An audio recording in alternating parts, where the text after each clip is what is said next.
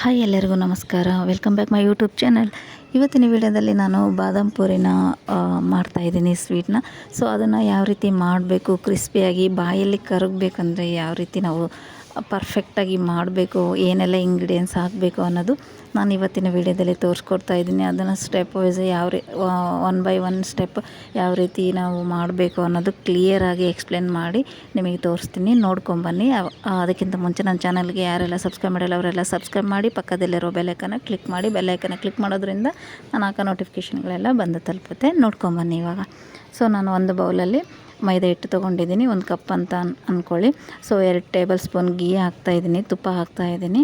So main ತುಪ್ಪ ಎದಕ್ಕೆ ಹಾಕ್ತೀವಿ ಅಂದರೆ, ಸೊ ನಾವು ಸ್ವೀಟ್ ಮಾಡ್ತೀವಲ್ವ ಬಾದಾಮ್ ಪೂರಿ, ಸೊ ಅದು ಬಾಯಲ್ಲಿ ಕರಗಬೇಕು, ಒಂಥರ ಬಾಯಲ್ಲಿಟ್ಟರೆ ಕರಗಬೇಕು, ಆ ರೀತಿ ಆಗಬೇಕಂದ್ರೆ ನಾವು ತುಪ್ಪ ಹಾಕಬೇಕು.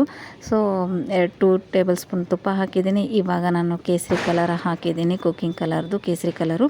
ಸೊ ನೆಕ್ಸ್ಟ್ ಅರ್ಧ ಸ್ಪೂನ್ ಹಾಕಿದ್ದೀನಿ, ಅರ್ಧ ಟೀ ಸ್ಪೂನ್ ಅಷ್ಟು ಹಾಕಿದ್ದೀನಿ ಅದನ್ನು.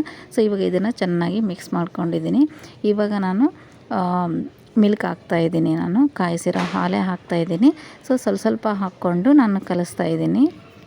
ಇದನ್ನ ಹಾಕ್ಕೊಂಡು ನಾನು ಡಫ್ನ ರೆಡಿ ಮಾಡ್ಕೊತಾ ಇದ್ದೀನಿ. ಇವಾಗ ಚೆನ್ನಾಗಿ ಗಟ್ಟಿಯಾಗಿ ಕಲಿಸ್ಕೋಬೇಕು ಇದನ್ನು. ಚಪಾತಿ ಹಿಟ್ಟು ಯಾವ ರೀತಿ ಗಟ್ಟಿಯಾಗಿ ಕಲಿಸ್ಕೊತೀರಲ್ವ, ಸೊ ಅದೇ ರೀತಿ ನೀವು ಇದನ್ನು ಕಲಿಸ್ಕೋಬೇಕು. ಇಲ್ಲಿ ನಾನು ಬರೀ ಹಾಲು ಒಂದೇ ಯೂಸ್ ಮಾಡಿಕೊಂಡು ನಾನು ಮಿಕ್ಸ್ ಮಾಡ್ಕೊತಾ ಇದ್ದೀನಿ. ನೀರೇನು ತೊಗೊಂಡು ನೀವು ಮಿಕ್ಸ್ ಮಾಡ್ಕೋಬೇಡಿ. ಸೊ ನಾನು ಇಲ್ಲಿ ಹಾಲು ಮಿಕ್ಸ್ ಮಾಡ್ಕೊತಾ ಇದ್ದೀನಿ. ಹಾಲು ಹಾಕಿ ನೀವು ಮಿಕ್ಸ್ ಮಾಡ್ಕೋಬೇಕು. ಹಾಲು ಹಾಕೋದ್ರಿಂದ ನಿಮಗೆ ಬಾದಾಮ್ ಪೂರಿ ಒಳ್ಳೆ ಟೇಸ್ಟ್ ಬರುತ್ತೆ. ಸೊ ಅದಕ್ಕೆ ಹಾಲು ಹಾಕಿ ಮಿಕ್ಸ್ ಮಾಡ್ಕೊಳ್ಳಿ. ಸೊ ನೋಡಿ, ಗಟ್ಟಿಯಾಗಿ ಕಲಿಸ್ಕೋಬೇಕು. ಚಪಾತಿ ಹಿಟ್ಟನ್ನ ಹಾಕ್ಕೊತಿರಲ್ಲ ಅದೇ ರೀತಿ ನೋಡಿ, ಇದೇ ರೀತಿ ಕನ್ಸಿಸ್ಟೆನ್ಸಿಯಲ್ಲಿ ಇರಬೇಕು. ಇದು 5 ಮಿನಿಟ್ಸ್ ಸೋಕ್ ಮಾಡ್ತೀನಿ. ಇದು 5 ಮಿನಿಟ್ಸ್ ನೆನೆಯಷ್ಟೊತ್ತಿಗೆ ನಾನು ಇಲ್ಲಿ ಪಾನಕ ರೆಡಿ ಮಾಡ್ಕೊತೀನಿ. ಇಲ್ಲಿ ಅರ್ಧ ಕಪ್ ಶುಗರ್ ತೊಗೊಂಡಿದ್ದೀನಿ, ಸಕ್ಕರೆ. ಸೊ ಇದು ಸಕ್ಕರೆ ಬಂದುಬಿಟ್ಟು ಅರ್ಧ ಕಪ್ ತೊಗೊಂಡ್ರೆ ನಾನು 1/4 ಕಪ್ ಅಷ್ಟು ನೀರು ಹಾಕ್ತೀನಿ. ಅಂದರೆ ಸಕ್ಕರೆ ಮುಳುಗೋ ಅಷ್ಟು ನಾವು ನೀರು ತೊಗೋಬೇಕು ಇದನ್ನು. ಇವಾಗ ಇದನ್ನು ಪಾನಕನ ರೆಡಿ ಮಾಡ್ಕೊತೀನಿ. ಇದು ಮೀಡಿಯಮ್ ಫ್ಲೇಮಲ್ಲಿ ಇಟ್ಕೊಂಡು ಮಾಡ್ಕೋಬೇಕು. ಸೊ ಇಲ್ಲಿ ಏಲಕ್ಕಿ ಪುಡಿನೂ ಹಾಕಿದ್ದೀನಿ, ಅದು ಸ್ಕಿಪ್ ಆಗಿದೆ ವಿಡಿಯೋ. ಸೊ ಇಲ್ಲಿ ಏಲಕ್ಕಿ ಪುಡಿನೂ ಅರ್ಧ ಟೀ ಸ್ಪೂನ್ ಹಾಕಿದ್ದೀನಿ. ಒಂದೇಳೆ ಪಾನಕ ಅಂತಾರಲ್ಲ ಅಲ್ಲಿವರೆಗೆ ಬರಬೇಕದು, ಅದು ಬಂದಿದೆ. ಸೊ ನಾನು ಇವಾಗ ಅದನ್ನ ಸ್ಟವ್ ಆಫ್ ಮಾಡ್ಕೊಂಡು ಪಕ್ಕದಲ್ಲಿ ಇಟ್ಟಿದ್ದೀನಿ. ಇವಾಗ ಇದು ಡಫು ರೆಡಿ ಆಗಿದೆ. ಹಿಟ್ಟು ಚೆನ್ನಾಗಿ ಮೈದಾ ಕಲಿಸ್ಕೊಂಡಿದ್ದೀವಲ್ಲ ಅದು ಚೆನ್ನಾಗಿ ನೆಂದಿದೆ. ಇವಾಗ ನಾನು ಎಲ್ಲವೂ ಸ್ವಲ್ಪ ನಾನು ಬಾಲ್ಸ್ ಮಾಡ್ಕೊತೀನಿ, ಉಂಡೆ ಮಾಡ್ಕೊತೀನಿ ಇದನ್ನು. ಯಾಕಂದರೆ ಇವಾಗ ನಾನು ಟ್ರಯಾಂಗಲ್ ಶೇಪಲ್ಲಿ ಇವಾಗ ಲಟ್ಟಿಸ್ಕೊತೀನಿ ಇದನ್ನು. ಸೊ ಇದನ್ನು ಲಟ್ಟಿಸ್ಕೊಳ್ಳುವಾಗ ನೀವೇನು ಮಾಡಬೇಕು ಅಂದರೆ, ಮೇನ್ ಇಂಪಾರ್ಟೆಂಟ್ ಇದು. ಸೊ ಇದನ್ನು ನೀವು ಪ್ರೆಸ್ ಮಾಡಿ ನೀವು ಲಟ್ಟಿಸ್ಕೋಬಾರ್ದು. ನಾನು ಸಿಂಪಲಾಗಿ ಯಾವ ರೀತಿ ನೋಡಿ, ಇಷ್ಟು ನಾರ್ಮಲಾಗಿ ನಾನು ಲಟ್ಟಿಸ್ಕೊತಾ ಇದ್ದೀನಲ್ಲ ಅದೇ ರೀತಿ ಇದು ಮಾಡಬೇಕು.